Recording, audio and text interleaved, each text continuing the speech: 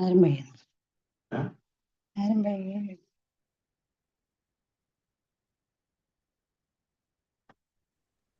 കൃഷ്ണ കൃഷ്ണ കൃഷ്ണ ഹരേ ഹരേ ഹരേ രാമ രാമ രാമ ഹരേ ഹരേ. ഹരേ കൃഷ്ണ കൃഷ്ണ കൃഷ്ണ ഹരേ ഹരേ രാമ രാമ ഹരേ. ഹരേ കൃഷ്ണ ഹരേ കൃഷ്ണ. ഓം നമോ ഭഗവതേ വാസുദേവായ. ഓം നമോ ഭഗവതേ വാസുദേവായ.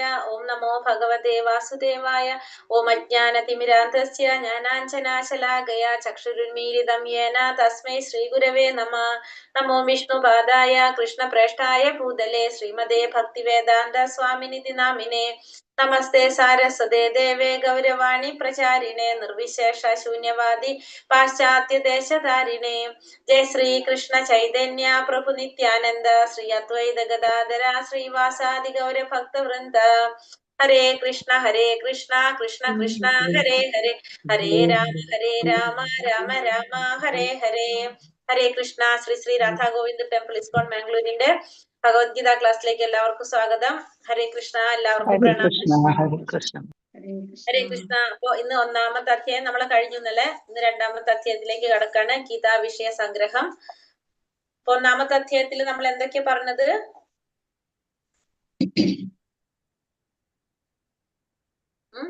ഒന്നാമത്തെ അധ്യായത്തില് അർജുനന്റെ വിഷാദവും പിന്നെ നമ്മൾ കുരുക്ഷേത്ര യുദ്ധത്തിന്റെ സൈന്യത്തെ നിരീക്ഷിച്ചതൊക്കെയാണ് നമ്മൾ കണ്ടത് അല്ലെ.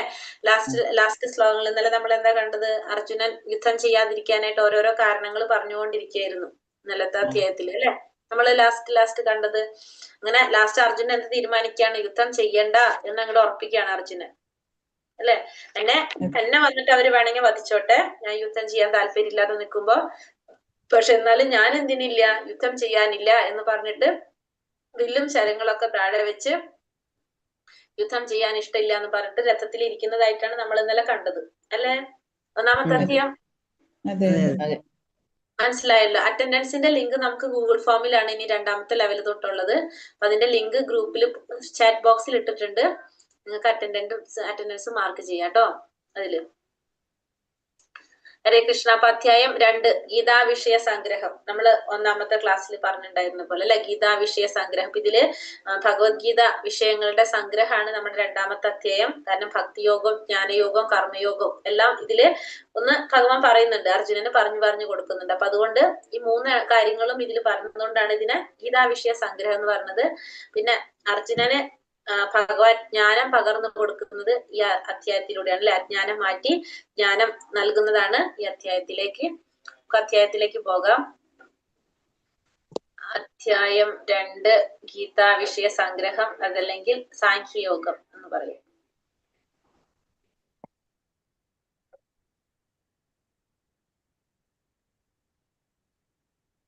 ഗീതാ വിഷയ സംഗ്രഹം അധ്യായം 2. ഓം നമോ ഭഗവതേ വാസുദേവായ.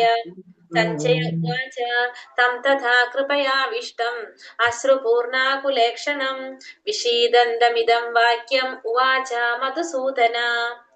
സഞ്ജയൻ പറഞ്ഞു, അങ്ങനെ കരുണാർദ്രനായി അശ്രുക്കൾ നിറഞ്ഞ കണ്ണുകളോടെ നിൽക്കുന്നവനായ അർജുനനെ കണ്ടിട്ട് മധുസൂദനൻ പറഞ്ഞു. കൂടെ സഞ്ജയൻ പറയാണ്, കഴിഞ്ഞ ശ്ലോകത്തിൽ അല്ലെ, അർജുനൻ യുദ്ധം ചെയ്യാൻ താല്പര്യമില്ല എന്ന് പറഞ്ഞ് വലിയ ശരങ്ങളൊക്കെ താഴെ വെച്ച് രഥത്തിൽ ഇരിക്കുകയാണെന്ന് പറഞ്ഞു. അപ്പൊ സഞ്ജയൻ പറയാണ്, അങ്ങനെ കരുണാർദ്രനായിട്ട് അശ്രുക്കൾ നിറഞ്ഞ കണ്ണുകളോടെ നിൽക്കുന്നവനായ അർജുനനെ കണ്ടിട്ട് മധുസൂദനൻ പറഞ്ഞു. അങ്ങനെ കരഞ്ഞു നിൽക്കുന്ന അർജുനനെ കണ്ടിട്ട് മധുസൂദനൻ പറയാണ്. ആരാണ് മധുസൂദനൻ? ഭൗതികമായ അനുകമ്പയും കണ്ണീരുമെല്ലാം ആത്മാവിനെ കുറിച്ചുള്ള അജ്ഞാനത്തിന്റെ ലക്ഷണങ്ങളാണ്. ശാശ്വത ആത്മാവിനോടുള്ള അനുകമ്പയാണ് ആത്മസാക്ഷാത്കാരം. അപ്പൊ നമുക്ക് ഈ ഭൗതികമായ അനുകമ്പയും വിലാപവും കണ്ണീരും ഒക്കെ എന്താണ്? അജ്ഞാനം കൊണ്ടാണ് ഉണ്ടാകുന്നത്.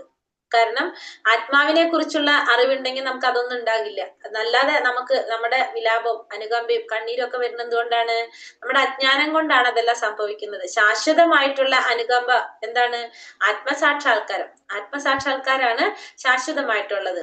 മധുസൂദന എന്ന് വെച്ചാല് പണ്ട് മധു എന്ന രാക്ഷസനെ ഭഗവാൻ കൃഷ്ണൻ കൊന്നിട്ടുണ്ട്. ഇപ്പോൾ അർജുനന് വേണ്ടത് തന്റെ കൃത്യനിർവഹണത്തിന് തടസ്സമായി നിൽക്കുന്ന വ്യാമോഹം എന്ന അസുരനെ നശിപ്പിക്കാനാണ്. അപ്പൊ അതുകൊണ്ടാണ് ഭഗവാനെ ഇവിടെ അർജുനൻ സന്ദർഭത്തിനനുസൃതമായിട്ട് മധുസൂദന എന്ന് പറയുന്നത്. അപ്പൊ അതുകൊണ്ട് മധുസൂദന എന്ന് പറഞ്ഞാല് മധു എന്ന രാക്ഷസനെ വധിച്ചത് കൊണ്ട് ഭഗവാനെ എന്ത് പറയുന്നു? മധുസൂദൻ എന്ന് പറയും. ഇപ്പൊ രാക്ഷസൻ എന്ന് പറഞ്ഞ എന്താണ്? നമ്മുടെ അർജുനന്റെ കൃത്യനിർവഹണത്തിന് തടസ്സമായി നിൽക്കുന്ന വ്യാമോഹം. അതൊരു അസുരനാണ്. ആ അസുരനെ നശിപ്പിക്കുക എന്നുള്ളൊരു ഉദ്ദേശത്തിലാണ് ഇവിടെ ഭഗവാന്റെ പേര് മധുസൂദന എന്നിവിടെ പറയുന്നത്. അപ്പൊ ഭഗവാനുവാച, ഭഗവാൻ എന്താ പറയുന്നത്? കുതസ്ത്വാ കശ്മലമിതം വിഷമേ സമുപസ്ഥിതം അനാരിജുഷ്ടമസൗർഗ്യം അകീർത്തികരമർജുന. ഭഗവാൻ പറയാണ്, ഭഗവാൻ എന്താ പറഞ്ഞൂടെ? അർജുന, നിനക്ക് എവിടെ നിന്നാണ് ഈ മാലിന്യം വന്നു പെട്ടത്? ജീവിതത്തിന്റെ മൂല്യം എന്തെന്നറിയുന്ന ഒരാൾക്ക് ഇതൊട്ടും യോജിച്ചതല്ല. ഉപരിലോകങ്ങളിലേക്കല്ല, അകീർത്തിയിലേക്കാണ് ഇത് നിന്നെ നയിക്കുന്നത്. അപ്പൊ അർജുനനെ ഭഗവാൻ വഴക്ക് പറയാണ് ഇവിടെ. എന്തെന്ന് പറഞ്ഞിട്ട്? യുദ്ധം ചെയ്യാൻ പാടില്ല എന്ന് പറഞ്ഞപ്പോ ഭഗവാൻ അങ്ങോട്ട് ദേഷ്യം വരാം അല്ലെ. അപ്പൊ ഭഗവാൻ പറയാണ്, നിനക്ക് എവിടെ നിന്നാണ് ഇത്തരത്തിലുള്ള മാലിന്യം വന്നു പെട്ടത്? നിനക്ക് ഇത് ഒട്ടും യോജിച്ചതല്ല. ജീവിതത്തിന്റെ മൂല്യം എന്തെന്നറിയുന്ന ഒരാൾക്ക് ഒട്ടും യോജിച്ച പ്രവൃത്തിയല്ല ഇതൊന്നും. ഇത് നിന്നെ ഉപരിലോകങ്ങളിലേക്കല്ല നിന്നത് കൊണ്ടുപോകുന്നത്. എവിടേക്കാണ്? അകീർത്തിയിലേക്കാണ് കൊണ്ടുപോകുന്നത്. നീ കീർത്തിമാനായിട്ടുള്ളൊരു വ്യക്തിയാണ്. അപ്പൊ നീ ഇങ്ങനെയൊക്കെ ചെയ്യുമ്പോ നിന്റെ കീർത്തി നശിക്കുകയാണ് അവിടെ ചെയ്യുന്നത്. നിന്നെ ഇത് എന്തിലേക്കാ കൊണ്ടുപോകുന്നത്? അകീർത്തിയിലേക്കാണ് കൊണ്ടുപോകുന്നത്. നിന്നല്ലാതെ ഉപരിലോകങ്ങളിലേക്ക് ഇത് കൊണ്ടുപോകില്ല, നിന്നെ അകീർത്തിയിലേക്കാണ് ഇത് കൊണ്ടുപോകുന്നത് എന്ന് ഭഗവാൻ ഇവിടെ പറയാണ്. പിന്നെന്താ പറയുന്നത്? ഭാവാർത്ഥത്തിൽ പറഞ്ഞത്, പരമസത്യത്തെ അറിയുന്നവൻ അതിനെ സമാനമായ 3 ഭാവങ്ങളിലാണ് സാക്ഷാത്കരിക്കുന്നത്. അപ്പോ ഭഗവാനെ സാക്ഷാത്കരിക്കുക, പരമസത്യത്തെ സാക്ഷാത്കരിക്കുന്നത് 3 ഭാവങ്ങളിലാണ്. ആ 3 ഭാവങ്ങള് ബ്രഹ്മമായിട്ടും പരമാത്മാവായിട്ടും ഭഗവാനായും അറിയപ്പെടുന്നു. ആ 3 ഭാവങ്ങൾ ഏതൊക്കെയാണ്? ബ്രഹ്മേതി, പരമാത്മേതി, ഭഗവാനീതി ശബ്ദത്തെ എന്ന് പറയുന്നത്. ഭാഗവതത്തിൽ പറയുന്നത് ബ്രഹ്മമായിട്ടും പരമാത്മാവായിട്ടും ഭഗവാനായിട്ടുമാണ് ആ പരമസത്യത്തിന്റെ 3 ഭാവങ്ങള് അറിയപ്പെടുന്നത്. അതിനെ നമുക്ക് താരതമ്യം ചെയ്യാം സൂര്യന്റെ പ്രകാശത്തിനോടും സൂര്യന്റെ ഉപരിതലത്തോടും സൂര്യഗ്രഹത്തോടും താരതമ്യം ചെയ്യാം. അങ്ങനെ 3 മാനങ്ങളുള്ള സൂര്യനോട് ഈ 3 ഭാവങ്ങളെ ഉപമിക്കാനായിട്ട് സാധിക്കും. നമുക്ക് അറിയാവുന്നതാണ് ബ്രഹ്മം എന്ന് പറഞ്ഞാൽ എന്താണ്? ഭഗവാന്റെ ആ ബ്രഹ്മജ്യോതി, ആ പ്രകാശത്തിനെയാണ് നമ്മൾ എന്ത് പറയുന്നത്? ബ്രഹ്മം എന്ന് പറയുന്നത്. അതായത് നമുക്ക് എന്തായിട്ട് ഫീൽ ചെയ്യുള്ളൂ? അവിടെ ഒരു ഭഗവാന്റെ ഒരു പ്രകാശം മാത്രമേ കാണുന്നുള്ളൂ, രൂപമില്ല. അത് കഴിഞ്ഞിട്ട് കുറച്ചും കൂടി നമ്മൾ ക്ഷമയോടെ കാത്തിരുന്നാൽ നമുക്ക് എന്ത് സാധിക്കും? ആ ബ്രഹ്മത്തിന്റെ അപ്പുറത്ത് പരമാത്മാവായിട്ട് കാണാനായിട്ട് സാധിക്കും. ചതുർഭുജധാരിയായിട്ടുള്ള ശംഖുചക്ര ഗദാ പത്മത്തോട് കൂടിയിട്ടുള്ള പരമാത്മാവായിട്ട് നമുക്ക് കാണാനായിട്ട് സാധിക്കും ആ പരമസത്യത്തെ. കുറച്ചും പിന്നെ നമ്മൾ ക്ഷമയോടെ നിന്ന് കഴിഞ്ഞാൽ നമുക്ക് എന്താണ്? ഭഗവാനെ, സച്ചിദാനന്ദ സ്വരൂപനായിട്ടുള്ള ആ ഭഗവാനെ കാണാനായിട്ട് നമുക്ക് സാധിക്കും. അപ്പൊ ആദ്യം ബ്രഹ്മമായിട്ട് കാണാം, അത് കഴിഞ്ഞിട്ട് പരമാത്മാവായിട്ട് ദർശിക്കാം, പിന്നെയാണ് നമുക്ക് എന്ത് കാണാൻ സാധിക്കുന്നത്? ഭഗവാനായിട്ട് കാണാൻ. ക്ഷമയോടെ നമ്മൾ എന്ത് ചെയ്യാണ്? ഭഗവാനിലുള്ള വിശ്വാസത്തോടെ നമ്മൾ എന്താ പറയാ പ്രവർത്തിച്ചു കൊണ്ട് പോകുകയാണെങ്കിൽ ആദ്യം ബ്രഹ്മമായിട്ട് മനസ്സിലാക്കാം, പിന്നെ പരമാത്മാവായിട്ട് അറിയാം, പിന്നെ ഭഗവാനായിട്ട് അറിയാനായിട്ട് സാധിക്കും. ഡയറക്റ്റ് നമുക്ക് ഭഗവാനെ സാക്ഷാത്കരിക്കാൻ സാധിക്കും. അതല്ലെങ്കിൽ സ്റ്റെപ്പായിട്ട് പോകണമെങ്കിൽ ആദ്യം ബ്രഹ്മം, പിന്നെ പരമാത്മാവ്, പിന്നെ ഭഗവാൻ. അങ്ങനെ നമുക്ക് ആ പരമസത്യത്തെ 3 ഭാവങ്ങളിൽ സാക്ഷാത്കരിക്കാനായിട്ട് സാധിക്കും. അത് സൂര്യനോട് താരതമ്യപ്പെടുത്തി നമുക്ക് പറയാം സൂര്യപ്രകാശം, സൂര്യന്റെ ഉപരിതലമായിട്ടും സൂര്യഗ്രഹമായിട്ടും. പിന്നെ ഭഗവാൻ എന്ന വാക്കിന് പരാശര മഹർഷി, വ്യാസ മഹർഷിയുടെ പിതാവായിട്ടുള്ള പരാശര മഹർഷി നൽകിയിരിക്കുന്ന നിർവചനമാണ് എന്ത്?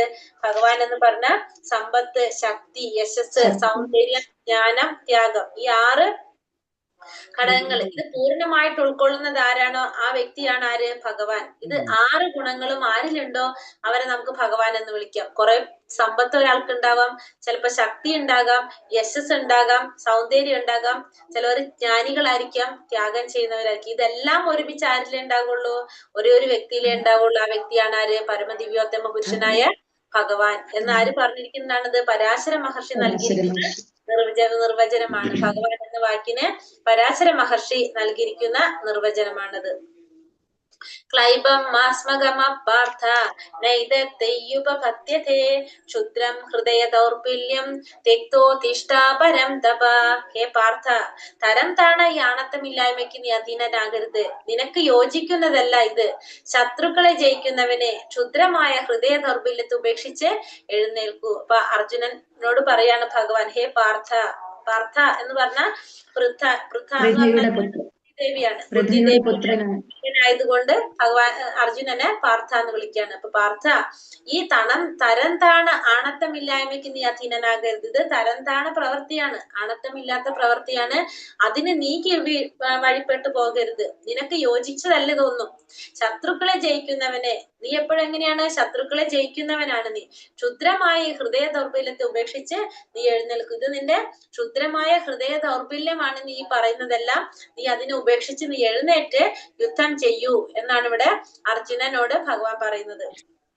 പാർത്ഥൻ എന്ന് പറഞ്ഞാല് പൃഥയുടെ പുത്രൻ, ഭഗവാൻ കൃഷ്ണന്റെ പിതാവായിട്ടുള്ള വസുദേവരുടെ സഹോദരിയാണ് ആര്? കുന്തി ദേവി അല്ലെങ്കിൽ പൃഥ. കൃഷ്ണനുമായി അർജുനന് രക്തബന്ധമുണ്ട്. പേരിന് മാത്രമുള്ള ക്ഷത്രിയരും ബ്രാഹ്മണരും സ്വപിതാവിന്റെ വില കുറഞ്ഞ സന്തതികളാണ്. അർജുനനെ അങ്ങനെ പൈതൃക ശ്രേഷ്ഠത നഷ്ടപ്പെട്ടവനായിട്ട് കാണാൻ കൃഷ്ണൻ ഇഷ്ടപ്പെട്ടില്ല. അപ്പൊ അർജുനനും ഭഗവാനും തമ്മില് രക്തബന്ധം കൂടിയുണ്ട്. കാരണം ഭഗവാന്റെ അച്ഛന്റെ സഹോദരിയുടെ മകനാണ് ആര്? അർജുനൻ. അപ്പൊ അതുകൊണ്ട് തന്നെ അർജുനനുമായിട്ട് രക്തബന്ധവും ഭഗവാനുണ്ട്.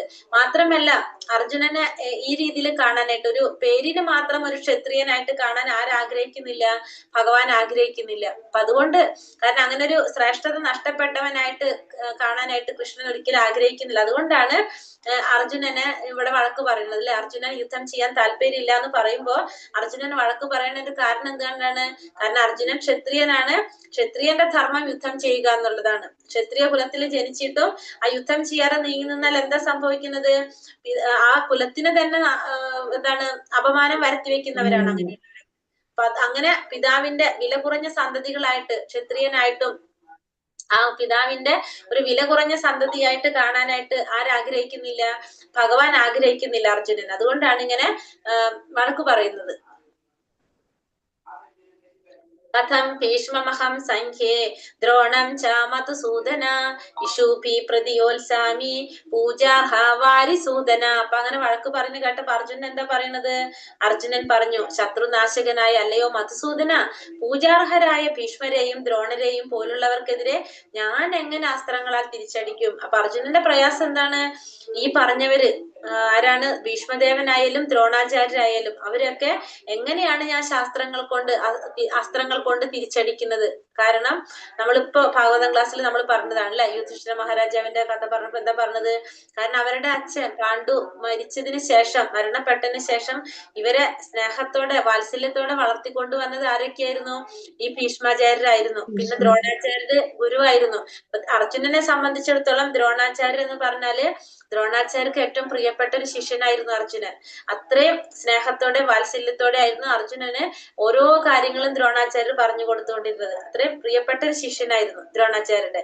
അപ്പൊ അങ്ങനെയുള്ള ദ്രോണാചാര്യരെയും പിന്നെ അതുപോലെ തന്നെ ഭീഷ്മദേവനും വളരെയധികം സ്നേഹത്തോടെയാണ് ഇവരെ വളർത്തിക്കൊണ്ടുവന്നത്. അങ്ങനെയുള്ളവരോട് എങ്ങനെയാണ് ഞാൻ അസ്ത്രങ്ങൾ കൊണ്ട് തിരിച്ചടിക്കുന്നത് എന്ന് ആണ് ആരും ചോദിക്കുന്നത്? അർജുനൻ ചോദിക്കുന്നത്.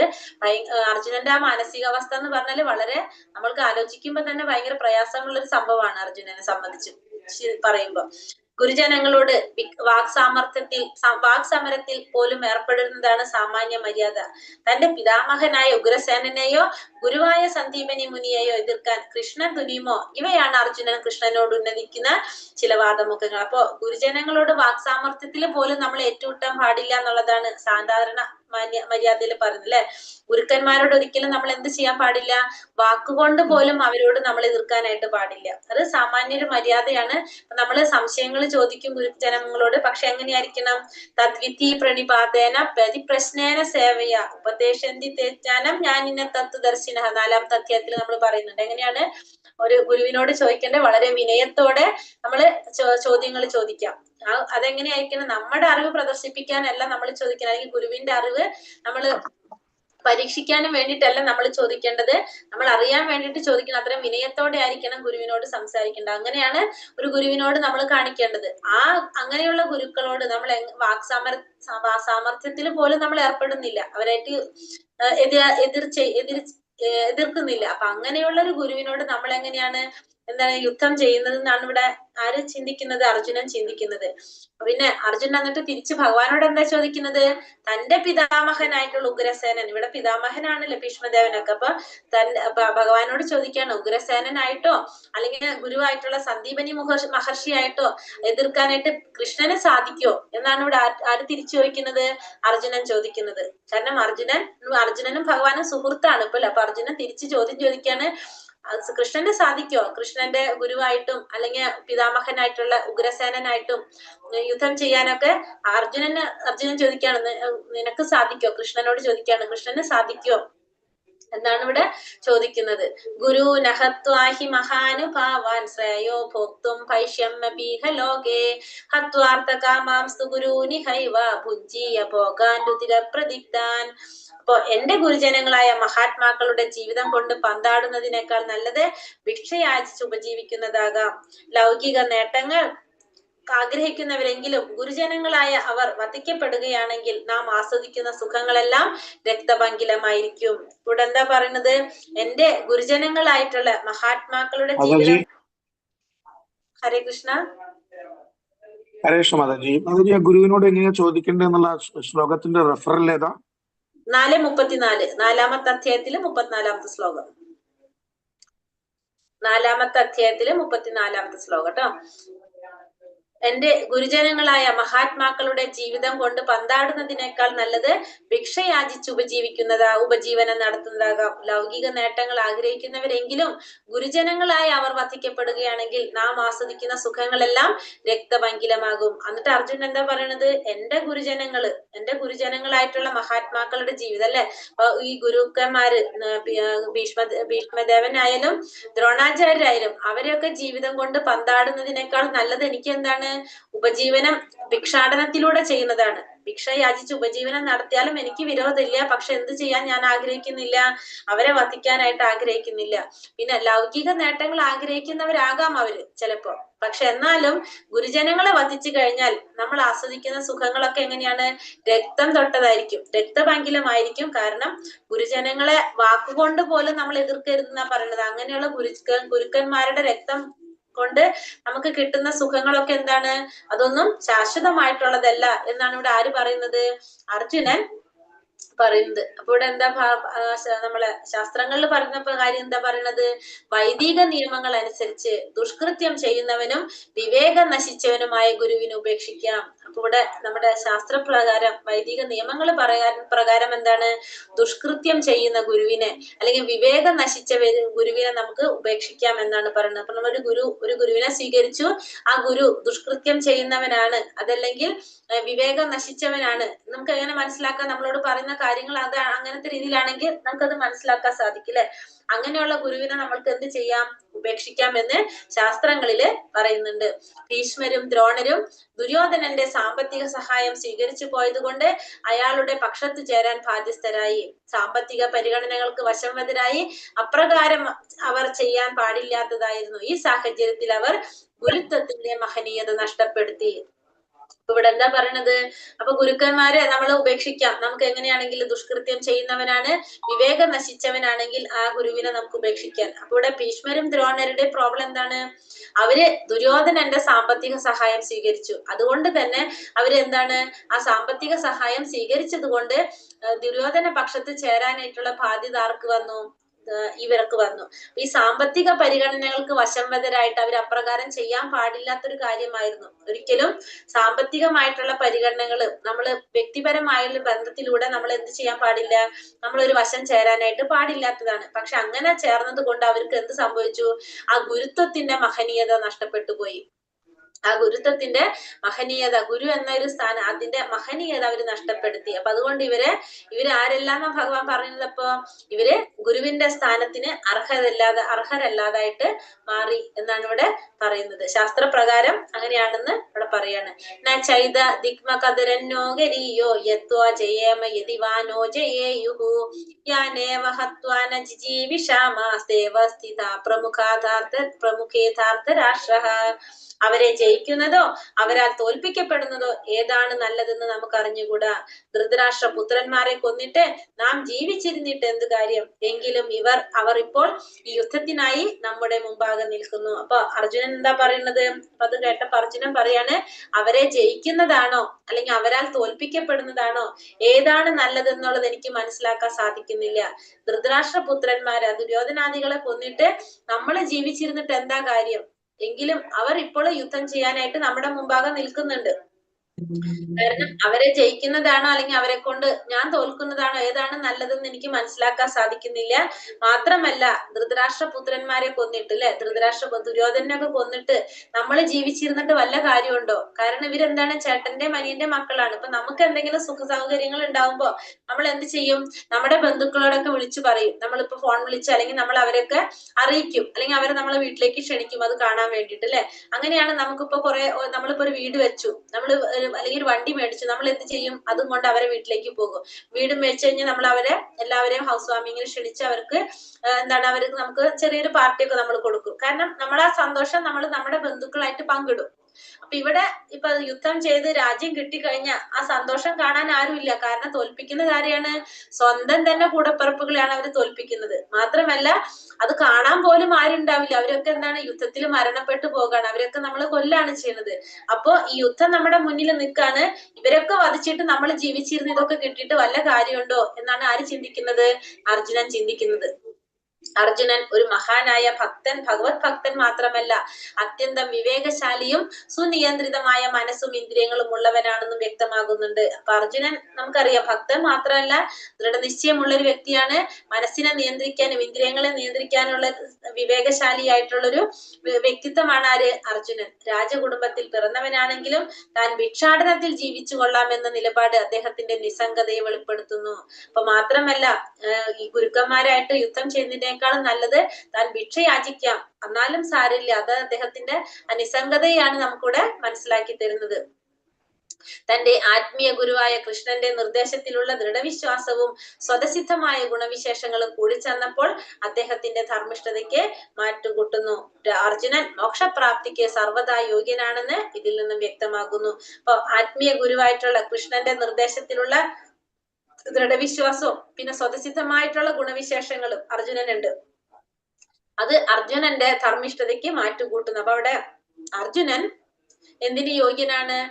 മോക്ഷപ്രാപ്തിക്ക് സർവ്വതാ യോഗ്യനാണെന്നുള്ളത് ഇവിടെ ഈ ശ്ലോകത്തിലൂടെ മനസ്സിലാക്കി തരാണ്. കർപ്പണ്യദോഷോ ബഹദ സ്വഭാവഃ പൃച്ഛാമി ത്വാം ധർമ്മ സമ്മൂഢഛേദഃ യശ്രേയസാ നിശ്ചിതം ബ്രൂഹി തന്മേ ശിഷ്യസ്തേഹം ശാതി മാം ത്വാം പ്രപന്നം. ദൗർബല്യം കൊണ്ട് ആത്മനിയന്ത്രണം നഷ്ടപ്പെട്ട എനിക്ക് കൃത്യനിർവഹണത്തെ പറ്റി ഒന്നും വ്യക്തമാകുന്നില്ല. ഈ അവസ്ഥയിൽ എനിക്ക് എന്താണ് യോജിച്ചതെന്ന് പറഞ്ഞു തരണം. ഞാൻ ഇപ്പോൾ അങ്ങയെ ശരണം പ്രാപിച്ച ശിഷ്യനാണ്, ദയവായി ഉപദേശം തന്നാലും. അപ്പൊ ഇത്രയും പറഞ്ഞു കഴിഞ്ഞപ്പോ അർജുനൻ ഭഗവാനോട് പറയാണ്, എനിക്കൊന്നും മനസ്സിലാക്കാൻ സാധിക്കുന്നില്ല. ദൗർബല്യം കൊണ്ട് ആത്മനിയന്ത്രണം നഷ്ടപ്പെട്ട എനിക്ക് കൃത്യനിർവഹണത്തെ പറ്റി, ആ കൃത്യം നിർവഹിക്കുന്നതിനെ കുറിച്ച് എനിക്കൊന്നും മനസ്സിലാകുന്നില്ല, എനിക്കൊന്നും വ്യക്തമാകുന്നില്ല. ഈ അവസ്ഥയിൽ എനിക്ക് എന്താണ് യോജിച്ചതെന്ന് പറഞ്ഞു തരണം. ഞാൻ ഇപ്പോൾ അങ്ങയെ ശരണം പ്രാപിച്ച ശിഷ്യനാണ്, എനിക്ക് ദയവായി ഉപദേശങ്ങൾ തന്നാലും എന്നാണ് ഇവിടെ ആര് പറയുന്നത്? അർജുനൻ ഭഗവാനോട് അഭ്യർത്ഥിക്കുന്നത്. ജീവിത ലക്ഷ്യം നിറവേറ്റാൻ ഉതകുന്ന വഴി കാട്ടിത്തരാൻ കഴിവുള്ള വിശ്വാസിനായ ഒരു ആധ്യാത്മിക ഗുരുവിനെ സമീപിക്കേണ്ടതാണ്. ആത്മസാക്ഷാത്കാരത്തിന്റെ ശാസ്ത്രം അറിയാതെ മനുഷ്യൻ എന്ന നിലയിൽ ജീവിത പ്രശ്നങ്ങളെ പരിഹരിക്കാതെ പട്ടികളെയും പൂച്ചകളെയും പോലെ ഈ ലോകം ത്യജിക്കുന്നവൻ കൃപണനാണ്. ഭൗതിക ജീവിത വീക്ഷണത്തോടെ സ്വന്തം കുടുംബം, സമൂഹം, രാജ്യം എന്നിവയിൽ ആവശ്യത്തിലധികം സ്നേഹം പുലർത്തിക്കൊണ്ട് സമയം പാഴാക്കുന്നവനാണ് കൃപണൻ. സൗഹൃദ സംഭാഷണങ്ങൾ നിർത്തി അർജുനൻ ശിഷ്യൻ എന്ന നിലയിൽ കൃഷ്ണന് സ്വയം സമർപ്പിക്കുന്നു. ഗുരുവും ശിഷ്യനുമായുള്ള സംഭാഷണം ഗൗരവമുറ്റതാണ്. അപ്പൊ ഇവിടെ അർജുനൻ എന്താ പറഞ്ഞ, ജീവിത ലക്ഷ്യം നിറവേറ്റാനായിട്ട് ഇപ്പൊ അർജുനൻ ഇപ്പൊ ഇവിടെ ഈ ശ്ലോകത്തിൽ എന്താണ്, ഭഗവാന് ഗുരുവായിട്ട് സ്വീകരിക്കണം, എന്നെ ശിഷ്യനായിട്ട് സ്വീകരിക്കണം എന്ന് ഗുരുവിനോട് അഭ്യർത്ഥിക്കുകയാണ് ചെയ്യുന്നത്. ഭഗവാനോട് അഭ്യർത്ഥിക്കുകയാണ്. അപ്പൊ നമുക്ക് ജീവിതത്തിലെ ലക്ഷ്യം നിറവേറ്റാനായിട്ട് വഴി കാട്ടിത്തരാനായിട്ട് വിശ്വാസിനായിട്ടുള്ള ഒരു ഗുരുവിനെ സമീപിക്കേണ്ടത് എല്ലാവരുടെയും ആവശ്യം തന്നെയാണ്. കാരണം നമ്മുടെ ജീവിതത്തിന് ഒരു ലക്ഷ്യമുണ്ട്. ആ ലക്ഷ്യം നമുക്ക് മനസ്സിലാക്കേണ്ടതും ആ ലക്ഷ്യത്തിലേക്ക് നമുക്ക് എത്തണമെങ്കിലും നമുക്ക് എന്ത് വേണം? നമുക്കൊരു ഗുരു വേണം. ആ വഴി നേരത്തെ പോയവർക്കാണ് ആ വഴി മനസ്സിലാക്കാൻ സാധിക്കുന്നവര്. അപ്പൊ അതുകൊണ്ട് ആ വഴി നേരത്തെ പോയവരായിരിക്കണം നമ്മൾ ആരായിട്ട് തെരഞ്ഞെടുക്കേണ്ടത്? ഗുരുവായിട്ട് തെരഞ്ഞെടുക്കേണ്ടത്. അവർക്കാണ് ആ വഴി തെളിയിച്ചു തരാൻ സാധിക്കുന്നത്. ആ ഇരുട്ട് മാറ്റി ആ പ്രകാശത്തിലൂടെ പോകാൻ സാധിക്കണമെങ്കിൽ നമുക്ക് അങ്ങനെ ഒരു വ്യക്തി നമ്മുടെ മുന്നിൽ ഉണ്ടായിരിക്കണം. അതാണ് നമ്മുടെ വിശ്വാസനായിട്ടുള്ള ഒരു ഗുരു. അപ്പൊ അർജുനൻ ഇവിടെ സ്വന്തമായിട്ട് തീരുമാനങ്ങൾ എടുക്കല്ല ചെയ്യുന്നത്. അങ്ങനത്തെ ഒരു സിറ്റുവേഷൻ വന്നപ്പോ അർജുനൻ എന്താ ചെയ്യുന്നത്? നമ്മളെ ജീവിതത്തിൽ, എല്ലാവരുടെ ജീവിതത്തിൽ ഇങ്ങനത്തെ സാഹചര്യങ്ങൾ ഉണ്ടാകാം. നമുക്ക് ചില സമയങ്ങളിൽ നമുക്ക് ഇപ്പൊ അർജുനന്റെ മാനസികാവസ്ഥ നമുക്ക് തന്നെ അറിയാം. ചെറിയ പ്രായത്തിൽ തൊട്ട് വാത്സല്യം കൊണ്ട് വളർത്തി കൊണ്ടുവന്ന പിതാമഹനായിട്ടുള്ള ഭീഷ്മദേവനും പിന്നെ മറ്റുള്ള എല്ലാ ശിഷ്യന്മാരെക്കാളും ദ്രോണാചാര്യക്ക് ഏറ്റവും പ്രിയപ്പെട്ടവനായിരുന്നു അർജുനൻ. അങ്ങനെയുള്ള ആ ദ്രോണാചാര്യനെ വധിക്കാനായിട്ടാണ് അർജുനൻ ചെയ്യേണ്ടി വരുന്നത്, അല്ലെ? അപ്പൊ അത് അർജുനന്റെ ഒരു മാനസികാവസ്ഥ എന്ന് പറഞ്ഞാൽ നമ്മൾ ഈ പറഞ്ഞ പോലെ തന്നെ തീരുമാനമെടുക്കാൻ ഒട്ടും സാധിക്കാത്തൊരവസ്ഥയാണ് അർജുനന്. അവര് രണ്ടുപേരും അത്രയും പ്രിയപ്പെട്ടവരാണ് അർജുനനെ സംബന്ധിച്ച്. അപ്പൊ അങ്ങനത്തെ സാഹചര്യങ്ങൾ നമുക്ക് എല്ലാവർക്കും ഉണ്ടാകും. അപ്പൊ നമ്മൾ എന്താ ചെയ്യേണ്ടത്? സ്വന്തമായിട്ട് നമ്മൾ തീരുമാനം എടുക്കാതെ അങ്ങനെ ഉള്ളൊരു വ്യക്തിയിൽ നിന്നായിരിക്കണം നമ്മൾ ഉപദേശം തേടേണ്ടത്. കാരണം നമുക്ക് ശരിയായി മാർഗനിർദ്ദേശം നൽകാനായിട്ട് അങ്ങനെയുള്ളവർക്ക് സാധിക്കും. നമ്മൾ എടുക്കുന്ന തീരുമാനങ്ങൾ, നമ്മൾ എപ്പോഴും പറയില്ലേ, വളരെ ദേഷ്യത്തിലിരിക്കുമ്പോഴും ഭയങ്കര സന്തോഷത്തിലിരിക്കുമ്പോഴും നമ്മൾ എന്ത് ചെയ്യരുത്? ഒരു കാര്യങ്ങളും തീരുമാനിക്കരുത് പറയും. ദേഷ്യത്തിലിരിക്കുമ്പോഴും നമ്മൾ ചെയ്യരുത്, സന്തോഷത്തോടെ ഇരിക്കുമ്പോഴും നമ്മൾ തീരുമാനിക്കരുത് എന്ന് പറയും. കാരണം അത് നമ്മുടെ ഈ തീരുമാനം നമ്മൾ ഈ ഒരു നമ്മുടെ മനോഭാവത്തെ സ്വാധീനിച്ചുകൊണ്ടായിരിക്കും ഉണ്ടാവുന്നത്. അതേപോലെ തന്നെ ഇപ്പൊ ഇങ്ങനത്തെ സന്ദർഭങ്ങൾ വരുമ്പോഴും നമ്മൾ എന്ത് ചെയ്യണം? ഒരു ഗുരുവിലൂടെ ആയിരിക്കണം നമ്മൾ നിർദ്ദേശങ്ങള്. ഗുരു എന്ന് പറഞ്ഞ ഒരു ആചാര്യൻ, അല്ലെങ്കിൽ നമുക്ക് നല്ല രീതിയിൽ മാർഗനിർദ്ദേശം നൽകാൻ തരുന്നൊരു വ്യക്തി, അങ്ങനെയുള്ള ഒരു വ്യക്തിയിൽ നിന്നായിരിക്കണം നമ്മൾ എപ്പോഴും നിർദ്ദേശങ്ങൾ എടുക്കേണ്ടത് എന്നും കൂടി നമുക്ക് മനസ്സിലാക്കാം. പിന്നെ ആത്മസാക്ഷാത്കാരത്തിന്റെ ശാസ്ത്രം എന്താന്ന് മനസ്സിലാകാതെ നമ്മുടെ ലക്ഷ്യം എന്ന് പറയുന്നത്, ജീവിതത്തിന്റെ പരിപൂർണത എന്ന് പറയുന്നത് എന്താണ്? സാക്ഷാത്കാരം നേടാൻ, ആത്മാവിനെ സാക്ഷാത്കാരം നേടാനായിട്ട് സഹായിക്കുക എന്നുള്ളതാണ് ഒരു മനുഷ്യ ജന്മത്തിന്റെ പ്രധാനപ്പെട്ട ഉത്തരവാദിത്തം എന്ന് പറഞ്ഞ. ഒരു മനുഷ്യനായിട്ട് നമ്മൾ ജന്മം എടുത്തു കഴിഞ്ഞാൽ നമുക്ക് ചെയ്യാൻ പറ്റുന്ന ഏറ്റവും വലിയൊരു കാര്യം എന്താണ്? ആ ആത്മാവിനെ സാക്ഷാത്കാരത്തിലേക്ക് എത്തിച്ചു കൊടുക്കുക എന്നുള്ളതാണ്. വീണ്ടും ഒരു ജന്മം ഉണ്ടാകാത്തൊരു രീതിയിൽ നമ്മൾ എന്ത് ചെയ്തിരിക്കണം? ആത്മാവിനെ അതിന്റെ മൂലസ്വരൂപമായിട്ടുള്ള ഭഗവാന്റെ ലോകത്തിലേക്ക് എത്താനായിട്ട് സഹായിക്കുക എന്നുള്ളതാണ് ഒരു മനുഷ്യനായിട്ട് ജന്മം എടുത്ത നമുക്ക് ചെയ്യാൻ സാധിക്കുന്ന, ആ ശരീരം കൊണ്ട് നമുക്ക് ചെയ്യാൻ സാധിക്കുന്ന ഏറ്റവും വലിയൊരു കാര്യം എന്ന് പറയുന്നത്. അങ്ങനെ ജീവിതത്തിന്റെ പ്രശ്നങ്ങൾ പരിഹരിക്കാതെ നമ്മള് ഒരു മനുഷ്യനായിട്ട് ജന്മം എടുത്തു, ആത്മസാക്ഷാത്കാരത്തിന്റെ വഴിയിലേക്ക് നമ്മൾ തിരിയാതെ നമ്മൾ വെറുതെ ജനിച്ചു, ഭക്ഷണം എന്താ പറയുന്നത്, ആഹാരം, നിദ്ര, ഭയമായി തീരും, അല്ലെ? നമ്മൾ ഇത്തരത്തിലുള്ള നമ്മുടെ കാര്യങ്ങൾ മാത്രം ചെയ്തുകൊണ്ട് നമ്മൾ ഈ ലോകത്ത് ജീവിച്ച് നമ്മൾ മരിച്ചു പോകുകയാണെങ്കിൽ എന്താണ്? പട്ടികളെയും പൂച്ചകളെയും പോലെ തന്നെ നമ്മളും മരണപ്പെട്ടു പോകുകയാണെങ്കിൽ, അങ്ങനെ ശരീരം ലോകം ത്യജിക്കുന്നവനാരാണ്? കൃപണന്മാരാണ്, പിശുക്കന്മാരാണെന്ന് പറയാം. കൃപണൻ എന്ന് വെച്ചാൽ പിശുക്കൻ എന്നാണ് അർത്ഥം. പിശുക്കൻ എന്ന് വെച്ചാൽ എന്താണ് നമ്മൾ പറയാ? ആവശ്യത്തിന് പണം ഉപയോഗിക്കാത്തവരെ നമുക്ക് പിശുക്കൻ എന്ന് പറയാം, അല്ലെ? അതേപോലെ തന്നെയാണ് ആത്മസാക്ഷാത്കാരം നേടാനായിട്ട് നമ്മൾ വേണ്ട കാര്യങ്ങള് വേണ്ട വിധത്തിൽ ഉപയോഗിക്കാത്തത് കൊണ്ട് അപ്പൊ നമ്മൾ ആരാണ്? അവിടെ പിശുക്കന്മാരാണ്, കൃപണന്മാരാണ്. നമ്മുടെ ലക്ഷ്യം എന്ന് പറയുന്നത് നമ്മുടെ ജീവിതത്തിന്റെ പരിപൂർണതയിലേക്ക് നമ്മൾ എത്താന്നുള്ളതാണ്. അത് നമ്മൾ ഉപയോഗിക്കാതെ, നമ്മൾ അതിനു വേണ്ടി ശ്രമിക്കാതെ നമ്മൾ ജീവൻ കളയാണ്, നമ്മൾ മരണപ്പെട്ടു പോകുകയാണെങ്കിൽ നമ്മൾ ആരാണ്? കൃപണന്മാരാണെന്ന് പറയാം. അപ്പൊ നമ്മുടെ ഭൗതികമായ ജീവിത വീക്ഷണം നമ്മൾ എന്താണ് ചെയ്യുന്നത്? നമ്മുടെ സ്വന്തം കുടുംബം, ഭാര്യ, സമൂഹം, മക്കള്, ആ രീതിയിൽ മാത്രം നമ്മൾ സ്നേഹം പുലർത്തി നമ്മൾ കൊണ്ടുപോകുകയാണെങ്കിൽ, നമ്മളെ സമയം പാഴാക്കിക്കൊണ്ട് പോകുകയാണെങ്കിൽ നമ്മൾ എന്ത് പറയാം? നിശ്ചയമായിട്ടും കൃപണന്മാരാണ് എന്ന് നമുക്ക് പറയാനായിട്ട് സാധിക്കും. മനസ്സിലായോ പറഞ്ഞത്?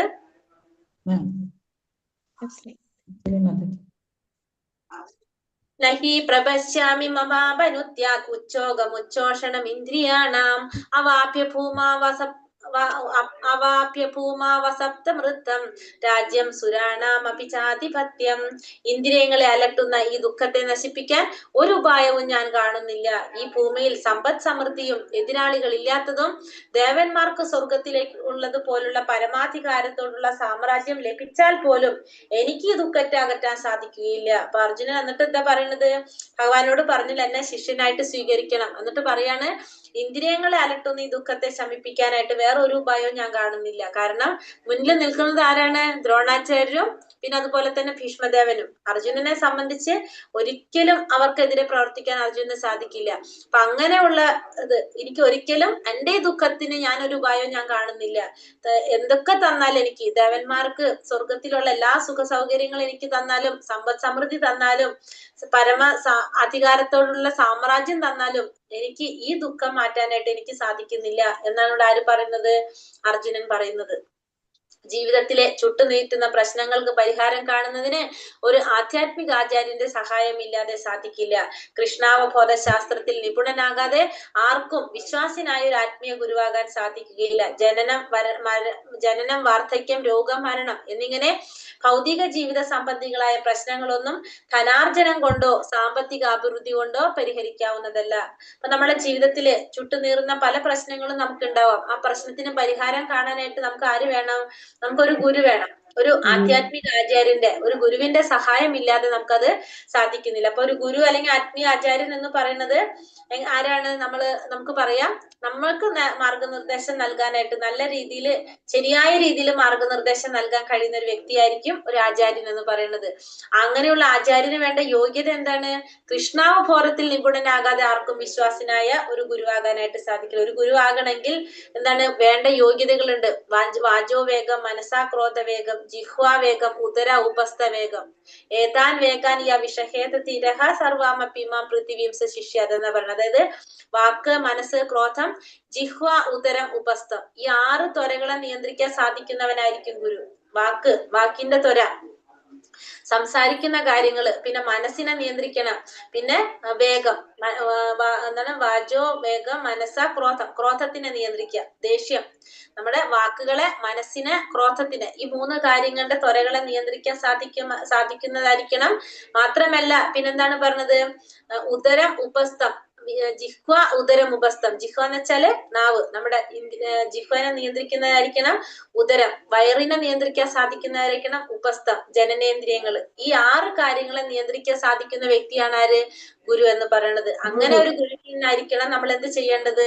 നമ്മള് നിർദ്ദേശങ്ങൾ സ്വീകരിക്കേണ്ടത്. ഈ 6 കാര്യങ്ങൾ, അതായത് നമ്മൾ പഠിക്കാനുള്ളതാണ് നെക്ടർ ഓഫ് ഇൻസ്ട്രക്ഷൻ എന്ന് പറഞ്ഞൊരു പുസ്തകമുണ്ട്, രൂപഗോസ്വാമിയുടെ നെക്ടർ ഓഫ് ഇൻസ്ട്രക്ഷൻ, ഉപദേശാമൃതം. ആ ഉപദേശാമൃതത്തിൽ പറയുന്ന ഫസ്റ്റ് ഉപദേശമാണ് ഈ പറയുന്നത്. അത് വാചോ വേഗം, മനസാ ക്രോധ വേഗം, ജിഹ്വാ വേഗം, ഉദര ഉപസ്ഥ വേഗം. ഈ 6 കാര്യങ്ങളെ നിയന്ത്രിക്കാൻ സാധിക്കുന്നവനാണ് ആര്? ഒരു ഗുരു എന്ന് പറയുന്നത്. അങ്ങനെയുള്ള ഒരു വ്യക്തിക്കാണ് ഗുരുവാകാൻ സാധിക്കുന്നത്. അതായത് നമ്മൾ ആചാര്യൻ എന്ന് പറഞ്ഞാൽ ആചരിച്ച് കാണിക്കുന്ന വ്യക്തിയായിരിക്കും. നമ്മൾ ചെയ്യുന്ന പ്രവൃത്തിയും പറയുന്ന കാര്യം ഒരുപോലെ ആയിരിക്കണം. ആചരിച്ച് പ്രവർത്തിക്കുന്നവനായിരിക്കും ആര്? കാണിക്കുന്നവനാണ് ആചാര്യൻ. അങ്ങനെയുള്ള ഒരു ഗുരുവിൽ നിന്ന് അല്ലെങ്കിൽ ഒരു ആചാര്യനിൽ നിന്നായിരിക്കണം നമ്മൾ മാർഗനിർദ്ദേശങ്ങൾ സ്വീകരിക്കേണ്ടത്. പിന്നെന്താ പറയണത്? ജനനം, വാർദ്ധക്യം, രോഗം, മരണം എന്നിങ്ങനെ ഭൗതിക ജീവിത സംബന്ധികളായ പ്രശ്നങ്ങളൊന്നും ധനാർജനം കൊണ്ടോ പിന്നെ സാമ്പത്തികമായ അഭിവൃദ്ധി കൊണ്ടോ പരിഹരിക്കാൻ സാധിക്കില്ല. നമുക്ക് എത്രത്തോളം ധനമുണ്ടെങ്കിലും സാമ്പത്തികമായിട്ടുള്ള പുരോഗതി ഉണ്ടെങ്കിലും നമുക്ക് പരിഹരിക്കാൻ പറ്റാത്ത 4 പ്രശ്നങ്ങൾ നമ്മുടെ ഭൗതിക ജീവിതത്തിലുണ്ട്. എന്താണ്? ജന്മ, മൃത്യു, ജരാവ്യാധി. 4 പ്രശ്നങ്ങൾ നമ്മുടെ ഭൗതിക ജീവിതത്തില് നമ്മൾ നേരിടുന്ന 4 പ്രശ്നങ്ങളാണ്. എന്തൊക്കെ? ജന്മ, മൃത്യു, ജരാവ്യാധി. ജനനം, മരണം, പിന്നെന്താണ്? വാർദ്ധക്യം, പിന്നെ രോഗം. അല്ലെ? ജനനത്തെ തടയാൻ സാധിക്കില്ല, മൃത്യുവിനെ, മരണത്തെ തടയാൻ സാധിക്കില്ല. ജരാനരകള്, നമുക്ക് ജരാനരകള്, വാർദ്ധക്യം വന്നുകൊണ്ടേയിരിക്കും, അതിനെ നമുക്ക് മാറ്റാൻ സാധിക്കില്ല. രോഗം, ഇതിനെ തടയാൻ സാധിക്കില്ല. ഈ 4 കാര്യങ്ങള് നമുക്ക് ഭൗതിക ജീവിതത്തിൽ നമ്മൾ അനുഭവിക്കുന്ന പ്രശ്നങ്ങളാണ്. ഇതിനെ നമുക്ക് പൈസ കൊണ്ടോ ധനം കൊണ്ടോ ഒന്നുകൊണ്ട് നമുക്ക് അതിനെ തടയാനായിട്ട് സാധിക്കില്ല. ജന്മ, മൃത്യു, ജരാവ്യാധി അല്ലെങ്കിൽ ജനനം, വാർദ്ധക്യം, അത് നമുക്ക് പഠിക്കുന്നതാണ്. അതെ, ജന്മ, മൃത്യു, ജരാവ്യാധി, ജനനം, മരണം, വാർദ്ധക്യം, രോഗം. ഈ 4 കാര്യങ്ങളെ നമുക്ക് തടയാനായിട്ട് സാധിക്കില്ല. അത് ഒന്നുകൊണ്ട് സാധിക്കില്ല. ഗുരുവിനെ കുറിച്ചിട്ടുള്ളതൊക്കെ നിങ്ങൾ പഠിക്കുന്നുണ്ട് കേട്ടോ. സഞ്ജയ ഉവാച ഏവ മുക്ത ഋഷികേശം ഗുഡാകേശ പരം തപഃ നയോത്സ്യ ഇതി ഗോവിന്ദ മുക്ത തുഷ്ണീ ബഭൂവഃ. സഞ്ജയൻ പറഞ്ഞു. ഇത്രയും പറഞ്ഞിട്ട് ശത്രു സംഹാരിയായ അർജുനൻ വീണ്ടും ഗോവിന്ദ ഞാൻ യുദ്ധം ചെയ്യുകയില്ല എന്ന് കൃഷ്ണനെ ഉണർത്തിച്ചുകൊണ്ട് മൗനം കൊണ്ടു. അപ്പൊ ഇത്രയും പറഞ്ഞിട്ട് അർജുനൻ വീണ്ടും എന്തൊക്കെയാണ്? ഞാൻ യുദ്ധം ചെയ്യുന്നില്ല കൃഷ്ണ എന്ന് പറയാണ്. അർജുനൻ യുദ്ധം ചെയ്യാതെ പോർക്കളം വിട്ട് ഭിക്ഷാടനത്തിനായി പുറപ്പെടുന്നെന്നറിയുമ്പോൾ ധൃതരാഷ്ട്രക്ക് വലിയ സന്തോഷം ഉണ്ടായിരിക്കണം. എന്നാൽ സഞ്ജയൻ അദ്ദേഹത്തെ പരന്തപ, ശത്രുക്കളെ സംഹരിക്കാൻ കഴിവുള്ളവൻ എന്ന പദപ്രയോഗം കൊണ്ട് നിരാശപ്പെടുത്തി. അപ്പൊ ഇവിടെ എന്താ പറഞ്ഞത്?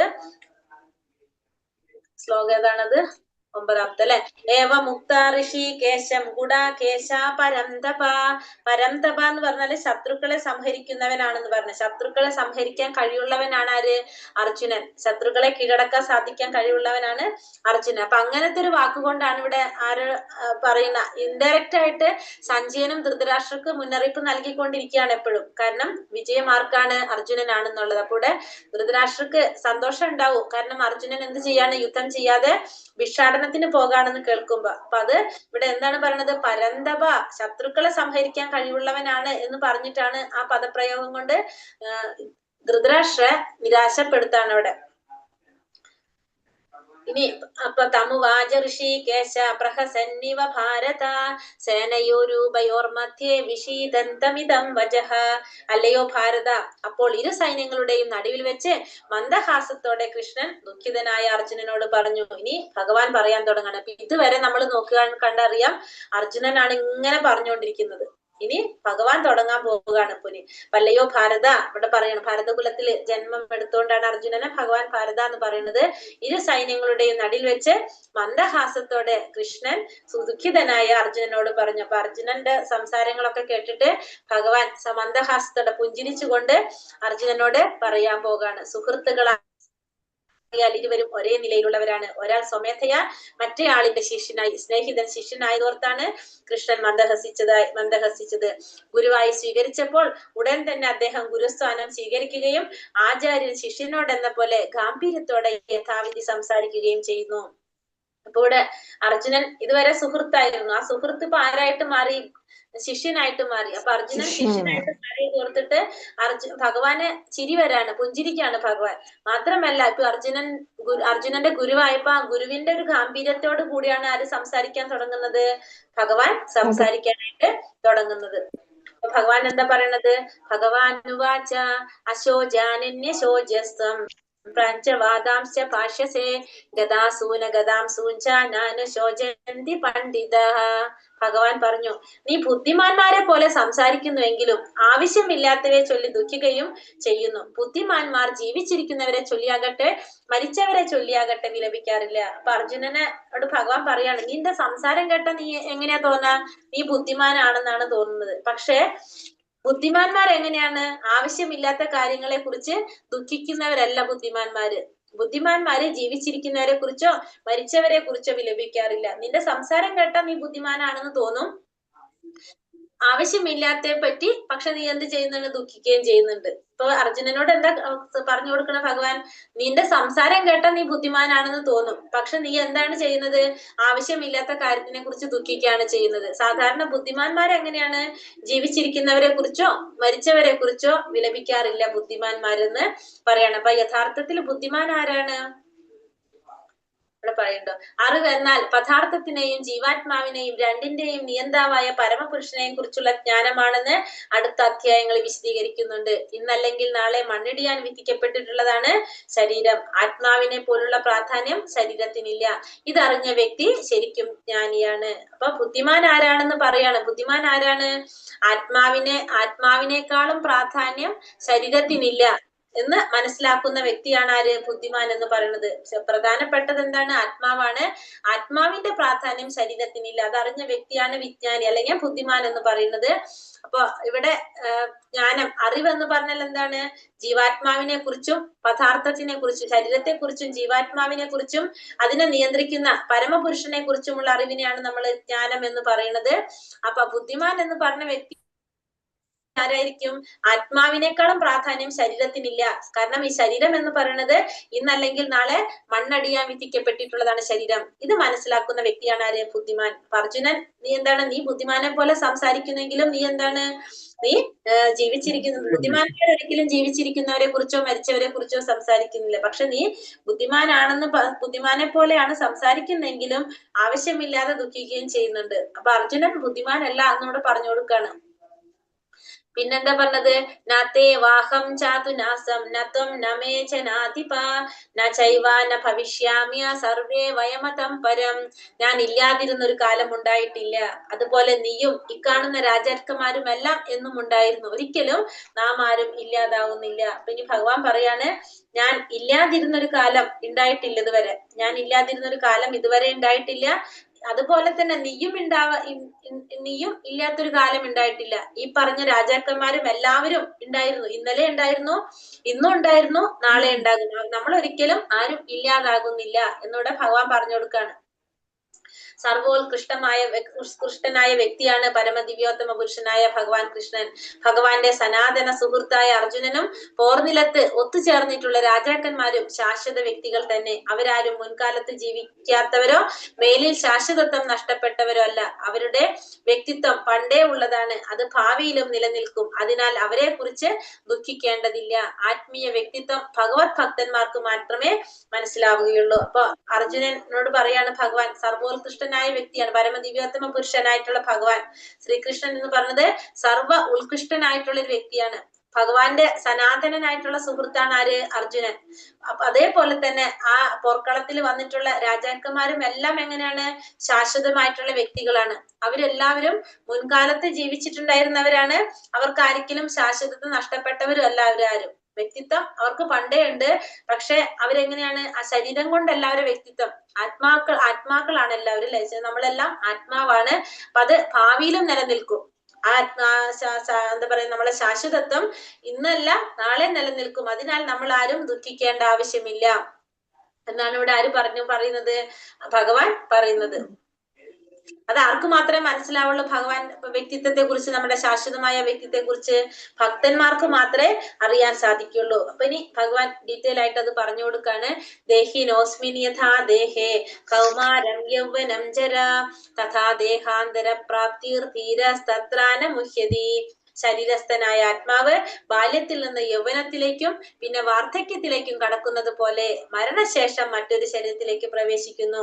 സമചിത്തനായ ഒരാൾക്ക് ഈ പരിണാമത്തെ പറ്റി സംഭ്രമം ഉണ്ടാവില്ല. അപ്പൊ ശരീരസ്ഥനായിട്ടുള്ള ആത്മാവ്, ആ ശരീരത്തിലിരിക്കുന്ന ആത്മാവ് എങ്ങനെയാണ്? ബാല്യത്തിൽ നിന്ന് യൗവനത്തിലേക്കും പിന്നെ വാർദ്ധക്യത്തിലേക്കൊക്കെ കടക്കുന്നത് പോലെ മരണശേഷം ഒരു ശരീരത്തിൽ നിന്ന് മറ്റൊരു ശരീരത്തിലേക്ക് പ്രവേശിക്കും. സമചിത്തനായിട്ടുള്ള ഒരാൾക്ക്, നമുക്ക് സമചിത്തത വന്നിട്ടുള്ള ഒരു വ്യക്തിക്ക് അതിനെക്കുറിച്ച്, ആ പരിണാമത്തെ കുറിച്ച് ഒരിക്കലും സംഭ്രമം ഉണ്ടാകുന്നില്ല. ഒരിക്കലും അതിനെക്കുറിച്ച് ഒരു പരിഭ്രമം അങ്ങനെയുള്ള വ്യക്തിക്ക് ഉണ്ടാകുന്നില്ല. അത് ശരിയായ രീതിയിൽ മനസ്സിലാക്കുന്ന ഒരു വ്യക്തിക്ക് ഉണ്ടാകുന്നില്ല. ജീവാത്മാവ്, പരമാത്മാവ്, ഭൗതിക പ്രകൃതി, ആത്മീയ പ്രകൃതി എന്നിവയുടെ വ്യവസ്ഥയെ കുറിച്ച് പൂർണ്ണമായ അറിവ് നേടിയ വ്യക്തിയെ ധീരൻ അഥവാ സമചിത്തതയുള്ള വ്യക്തി എന്ന് പറയാം. അങ്ങനെയുള്ള ഒരാൾക്ക് ശരീര പരിണാമങ്ങളെ കുറിച്ച് വ്യാമോഹം ഉണ്ടാകുന്നില്ല. ജീവാത്മാവിനെ തുണ്ടുകളാക്കി വിഭജിപ്പിക്കാൻ സാധ്യമല്ല എന്ന കാരണത്താൽ അതിനെക്കുറിച്ചുള്ള മായാവാദികളുടെ അദ്വൈത സിദ്ധാന്തം സ്വീകാര്യമല്ല. വെള്ളത്തിൽ കാണുന്ന ആകാശത്തിന്റെ പ്രതിബിംബം സൂര്യചന്ദ്രന്മാരെയും നക്ഷത്രങ്ങളെയും ഉൾക്കൊള്ളുന്നു. ആകാശങ്ങൾ ജീവാത്മാക്കളെ പോലെയാണ്. പരമാത്മാവാണെങ്കിൽ സൂര്യനോടോ ചന്ദ്രനോടോ ഉപമിക്കാം. ഇവിടെ ജീവാത്മാവ്, പരമാത്മാവ്, ഭൗതിക പ്രകൃതി, ആത്മീയ പ്രകൃതി, ഇതിനെക്കുറിച്ച് പൂർണ്ണമായിട്ട് അറിവ് നേടിയ വ്യക്തിയെ നമുക്ക് എന്ത് പറയാം? ധീരൻ എന്ന് പറയാം. അതായത് ഉത്തമ ഭക്തൻ എന്ന് പറയും, ശുദ്ധ ഭക്തൻ എന്ന് പറയും. അങ്ങനെയുള്ള വ്യക്തി, അതായത് ഭഗവാനെ കുറിച്ച് ശരിയായ രീതിയിൽ മനസ്സിലാക്കിയ വ്യക്തി. ജീവാത്മാവ് എന്താണ്, പരമാത്മാവ് എന്താണ്, ഭൗതിക പ്രകൃതി എന്താണ്, ആത്മീയ പ്രകൃതി എന്താണ്, ഈ കാര്യങ്ങളെല്ലാം ഭഗവാന്റെ ശക്തികളാണ് അല്ലെ? ഉത്കൃഷ്ട ശക്തിയും അധമ ശക്തിയുമാണത്. ഭഗവാന്റെ എന്താണ് പറഞ്ഞത്? ഒന്ന് ജീവാത്മാവ്, ഭഗവാന്റെ ഉത്കൃഷ്ട ശക്തിയുണ്ട്, അധമ ശക്തിയായിട്ട് ഭൗതിക പ്രകൃതി ഉണ്ട്, പിന്നെ ഭഗവാന്റെ തന്നെ ശക്തിയാണ് ഇത് ആത്മീയ ശക്തി. അതായത് ആത്മീയ ശക്തി എന്ന് പറയുമ്പോ ഏതാണ് പറഞ്ഞത്? നമ്മുടെ യോഗമായാണത്. ഹരേ കൃഷ്ണ. എന്താ പറയാ നമ്മള്? ആത്മീയ ശക്തി രാധാറാണി എന്ന് പറയും. ഇപ്പൊ രാധാറാണി അല്ലെ? അതായത് രാധാറാണി ഉണ്ട്. അപ്പൊ ഇത്രയും കാര്യങ്ങൾ, ഭൗതിക പ്രകൃതി എന്ന് പറയുമ്പോൾ നമുക്കറിയാം എന്താണ്? ദുർഗാദേവി, നമ്മുടെ ദുർഗാദേവി ഉണ്ട്, തടസ്ഥ ശക്തി ഉണ്ട്, ബഹിരംഗ ശക്തി ഉണ്ട്, അന്തരംഗ ശക്തി, അന്തരംഗ ശക്തി, അതാണ് വിട്ടുപോയത്, വീട് മനസ്സിൽ. അപ്പൊ പരമാത്മാവിനെ സംബന്ധിച്ച് എന്താണ് പറഞ്ഞ? പരമാത്മാവായിട്ടുള്ള ഭഗവാനെ കുറിച്ചും ജീവാത്മാവിനെ കുറിച്ചും, ഭഗവാന്റെ തടസ്ഥ ശക്തിയെ കുറിച്ചും പിന്നെ ഭൗതിക പ്രകൃതിയെ കുറിച്ചും, ഭഗവാന്റെ ബഹിരംഗ ശക്തിയെ കുറിച്ചും ആത്മീയ പ്രകൃതി ഭഗവാന്റെ അന്തരംഗ ശക്തിയെ കുറിച്ചും ഇത്തരം കാര്യങ്ങളെ കുറിച്ചും വ്യക്തമായിട്ട് മനസ്സിലാക്കുന്ന ഇതാരാണ്? അവരാണ് ധീരന്മാർ, അല്ലെങ്കിൽ സമചിത്തതയുള്ളവരെന്ന് പറയുന്നത്, അല്ലെങ്കിൽ ഉത്തമ ഭക്തർ, ശുദ്ധ ഭക്തന്മാരെന്നൊക്കെ പറയാം. അവർക്കൊരിക്കലും എന്തുണ്ടാവില്ല? ശരീരത്തിന്റെ പരിണാമത്തെ കുറിച്ച് വ്യാമോഹം ഉണ്ടാവില്ല. ഈ ശരീരത്തിന് വരുന്ന ഇത്തരത്തിലുള്ള മാറ്റങ്ങളെ കുറിച്ച് അവർക്ക് വ്യാമോഹം ഉണ്ടാവില്ല. അവർക്കറിയാം, കാരണം പരമാത്മാവും ജീവാത്മാവും തമ്മിലുള്ള ബന്ധം എന്താണെന്നും ഈ ജീവാത്മാവിന് എന്താണ് സംഭവിക്കുന്നത് എന്നും ആർക്കറിയാൻ സാധിക്കും? ഇവർക്കറിയാനായിട്ട് സാധിക്കും. അപ്പൊ അതുകൊണ്ട് ഇവർക്കൊരിക്കലും എന്തിനെ കുറിച്ച് സംഭ്രമം ഉണ്ടാവില്ല? ഈ ശരീരത്തിനുണ്ടാകുന്ന ഇത്തരം മാറ്റങ്ങളെ കുറിച്ച് ഒരിക്കലും വ്യാമോഹം ഉണ്ടാകില്ല. ജീവാത്മാവിനെ തുണ്ടുകളാക്കി വിഭജിക്കാൻ സാധിക്കുമല്ല എന്ന കാരണത്താൽ അതിനെക്കുറിച്ച് മായാവാദികളുടെ അദ്വൈത സിദ്ധാന്തം അത് സ്വീകാര്യമല്ല. അദ്വൈതം എന്താണ്? അദ്വൈത സിദ്ധാന്തം പറയുന്നത്, അദ്വൈത സിദ്ധാന്തം നമുക്ക് അറിയാം. ആരാണ് അദ്വൈത സിദ്ധാന്തം കൊണ്ടുവന്നത്? ശങ്കരാചാര്യർ അല്ലെ? ശങ്കരാചാര്യരുടെ അദ്വൈത സിദ്ധാന്തം. അദ്വൈത സിദ്ധാന്തത്തിൽ എന്താ പറഞ്ഞത്? ഭഗവാനും ഞാനും ഒന്നാണ് അല്ലെ? രണ്ടും ഒന്നാണെന്ന് പറഞ്ഞ സിദ്ധാന്തം. അപ്പൊ അത് നമുക്ക് എന്ത് പറയാൻ സാധിക്കില്ല? അതിനെ നമുക്ക് മായാവാദികളുടെ സ്വീകാര്യമല്ല എന്ന് പറഞ്ഞു. നിങ്ങളത് അടുത്തേൽ പഠിക്കും. നിങ്ങളത് അതിനെ കുറിച്ച് ഡീറ്റെയിൽ ആയിട്ട് നമുക്ക് ഇവിടെ അധികം പറയാൻ സാധിക്കില്ല. രണ്ടാമത്തെ ലെവലിൽ നമുക്ക് ഇത്രയും മനസ്സിലാക്കാം. നമ്മൾ അതിനെ സ്വീകരിക്കുന്നില്ല എന്നുള്ളത് നമുക്ക് മനസ്സിലാക്കാം. മായാവാദി സിദ്ധാന്തത്തിനെ നമ്മൾ ഒട്ടും നമുക്ക് ചെയ്യാനായിട്ട് സാധിക്കില്ല. അതിന് നമ്മള് മൂന്നാമത്തെ ലെവലിൽ ഈശോപനിഷത്ത് എന്ന് പറഞ്ഞൊരു ഉപനിഷത്ത് പഠിക്കുന്നുണ്ട്. അവിടെയാണ് അദ്വൈത സിദ്ധാന്തത്തിനെ നമ്മള് എന്താ പറയാ ഓപ്പോസിറ്റ് ചെയ്യുന്ന മന്ത്രങ്ങൾ നമ്മൾ പറയുമ്പോൾ നമുക്ക് അത് മനസ്സിലാവും. വെള്ളത്തിൽ കാണുന്ന ആകാശത്തിന്റെ പ്രതിബിംബം സൂര്യചന്ദ്രന്മാരെയും നക്ഷത്രങ്ങളെയും ഉൾക്കൊള്ളുന്നു. നക്ഷത്രങ്ങൾ ജീവാത്മാക്കളെ പോലെയാണ്. പരമാത്മാവിനെയാണെങ്കിൽ സൂര്യനോടോ ചന്ദ്രനോടോ ഉപമിക്കാം. അപ്പൊ ജീവാത്മാക്കള് നക്ഷത്രങ്ങളെ പോലെയാണ് അല്ലെ? കുറെ ജീവാത്മാക്കൾ ഉണ്ട്. അപ്പൊ പരമാത്മാവിനെ നമുക്ക് എന്തിനോട് പറയാം? സൂര്യനോടോ ചന്ദ്രനോടോ നമുക്ക് ഉപമിക്കാനായിട്ട് സാധിക്കും. മാത്ര സ്പർശാസ്തു കൗന്ദേയ ശീതോഷ്ണ സുഖ ദുഃഖദാഹ ആഗമാപായിനോ നിത്യ സാംസിദിശ്വസ ഭാരത. ഹേ കുന്തിപുത്ര, ക്ഷണികങ്ങളായ സുഖദുഃഖങ്ങളുടെ വരവും പോക്കും മഞ്ഞുകാലത്തിന്റെയും വേനൽക്കാലത്തിന്റെയും ഗതിവിഗതികൾ പോലെയാണ്. ഇന്ദ്രിയ അനുഭൂതികളിൽ നിന്നാണ് അതുണ്ടാകുന്നത്. ഹേ ഭാരത, അവയെ അസ്വസ്ഥനാകാതെ സഹിക്കാൻ ഒരാൾ പഠിക്കണം. അപ്പൊ എന്താ പറഞ്ഞ, സുഖദുഃഖങ്ങളുടെ വരവും പോക്കും എങ്ങനെയാണ്? മഞ്ഞുകാലവും വേനൽക്കാലവും വന്ന് പോയിക്കൊണ്ടിരിക്കുന്ന പോലെയാണ്. നമ്മുടെ ഇന്ദ്രിയ അനുഭൂതിയിൽ നിന്നാണ് അതൊക്കെ ഉണ്ടാകുന്നത്. നമ്മൾ അതിനെ അസ്വസ്ഥനാകാതെ നമ്മൾ എന്ത് ചെയ്യണം? അതിനെ നമ്മൾ സഹിക്കാനായിട്ട് പഠിക്കണം. അർജുനനെ സംബോധന ചെയ്യാൻ ഉപയോഗിച്ച രണ്ട് പേരുകളും ഇവിടെ പ്രാധാന്യം അർഹിക്കുന്നതാണ്. ഒന്ന് കൗന്ദേയ, എന്താണ്? മാതൃഭാഗത്തു നിന്നുള്ള രക്തബന്ധത്തെയും ഭാരത പിതാവിന്റെ ഭാഗത്തു നിന്നുള്ള മഹാത്മ്യത്തെയും സൂചിപ്പിക്കുന്നതാണ്. ഈ മഹനീയ പൈതൃകം ശരിയായ കൃത്യനിർവഹണത്തിനുള്ള ഉത്തരവാദിത്തം വർദ്ധിപ്പിക്കുന്നുണ്ട്. അതുകൊണ്ട് അദ്ദേഹത്തിന് യുദ്ധത്തിൽ നിന്ന് ഒഴിഞ്ഞു നിൽക്കാനായിട്ട് സാധിക്കില്ല. ഇവിടെ ആ മഹനീയമായിട്ടുള്ള പൈതൃകം അർജുനന്റെ കുടുംബ പാരമ്പര്യത്തെ കുറിച്ച് പറയണം. അപ്പൊ ആ ഉത്തരവാദിത്തം അർജുനന്റെ വർദ്ധിപ്പിക്കുകയാണ് അവിടെ ചെയ്യുന്നത്. അതുകൊണ്ട് ഈ യുദ്ധത്തിൽ നിന്ന് ഒഴിഞ്ഞു മാറി നിൽക്കാൻ ആർക്ക് സാധിക്കില്ല? അർജുനന് സാധിക്കില്ല. യം ഹീനാവ്യഥയന്ത്യേ പുരുഷം പുരുഷർഷഭ സമദുഃഖ സുഖം ധീരം സോമൃതത്വായ കൽപ്പതേ. അല്ലയോ നരോത്തമ അർജുന, സുഖദുഃഖങ്ങളാൽ അസ്വസ്ഥനാകാതെ രണ്ടിലും സമനില കൈവിടാത്ത വ്യക്തി നിശ്ചയമായും മോക്ഷപ്രാപ്തിക്ക് അർഹനാണ്. പിന്നെ പറയാണ്, രണ്ടിലും സുഖത്തിലും ദുഃഖത്തിലും അസ്വസ്ഥനാകാതെ സമനില കൈവരിക്കാൻ സാധിക്കുന്ന വ്യക്തി എങ്ങനെയാണ്? മോക്ഷപ്രാപ്തിക്ക് അർഹനാണ്. അപ്പൊ സുഖം വന്നാലും ദുഃഖം വന്നാലും അസ്വസ്ഥനാകാതെ സമനിലയോടെ ബാലൻസ് ചെയ്യാനായിട്ട് സാധിക്കുന്ന വ്യക്തിക്ക് എപ്പോഴും മോക്ഷം നേടാനായിട്ടുള്ള യോഗ്യതയുണ്ടായിരിക്കും. ആത്മസാക്ഷാത്കാരത്തിന്റെ ഔന്നിത്യം കൈവരിക്കാനുള്ള നിശ്ചയദാർഢ്യമുള്ളവനും സുഖദുഃഖങ്ങളെ ഒരുപോലെ സഹിക്കാൻ കഴിയുന്നവനുമായ ഒരു വ്യക്തി തീർച്ചയായും മുക്തിക്ക് അർഹനാണ്. അപ്പോ ആത്മസാക്ഷാത്കാരത്തിന്റെ ഔന്നിത്യം നിർവഹിക്കാനുള്ള നിശ്ചയദാർഢ്യമുള്ളവനും ആത്മസാക്ഷാത്കാരത്തിലേക്ക് എത്താനായിട്ട് ആ നിശ്ചയദാർഢ്യമുള്ളവനും സുഖദുഃഖങ്ങളെ ഒരുപോലെ, സുഖം വന്നാലും ദുഃഖം വന്നാലും ഒരുപോലെ സഹിക്കാൻ കഴിയുന്നവനുമായിട്ടുള്ള വ്യക്തി എപ്പോഴും എങ്ങനെയാണ്? മുക്തിക്ക് അർഹനായിട്ടുള്ള വ്യക്തിയാണെന്ന് പറയാം. ഹരേ കൃഷ്ണ. 20 വരെ എത്തിക്കാൻ പറ്റുമോ?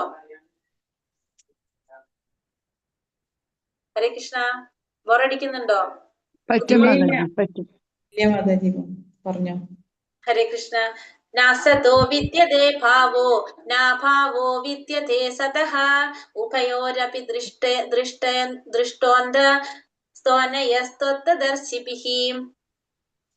ഇല്ലാത്തതായ ഒന്നിന്, അതായത് ഭൗതിക ശരീരത്തിന് നിലനിൽപ്പില്ല, സനാതനമായതിന് നാശവുമില്ല. തത്വദർശികൾ ഇത് കണ്ടറിഞ്ഞവരത്രേ. രണ്ടിന്റെയും സ്വഭാവങ്ങൾ അറിഞ്ഞതിന് ശേഷമാണ് അവർ ഈ വസ്തുത അംഗീകരിച്ചത്. അപ്പൊ ഇവിടെ എന്താണ് പറഞ്ഞത്? ഇല്ലാത്തതായ ഒന്ന്, അതായത് നമ്മുടെ ഭൗതിക ശരീരം, അത് നിലനിൽക്കുന്നതല്ല, അതിന് നിലനിൽപ്പില്ല, അത് നശിക്കുന്നതാണ്. സനാതനമായതിന് നാശവുമില്ല. സനാതനമായത്, അതായത് ആത്മാവിനൊരിക്കലും നാശവുമില്ല. തത്വദർശികള്, അത് ശരിയായ രീതിയിൽ വീക്ഷിച്ചറിഞ്ഞവരാണ്, ഈ തത്വങ്ങളെ കുറിച്ചൊക്കെ എന്താണ് മനസ്സിലാക്കുന്നവര്. അപ്പൊ അത്തരത്തിലുള്ളവർ, ഇതിനെക്കുറിച്ച് ധീരന്മാര്, ഇതൊക്കെ കണ്ടറിഞ്ഞവരാണ്.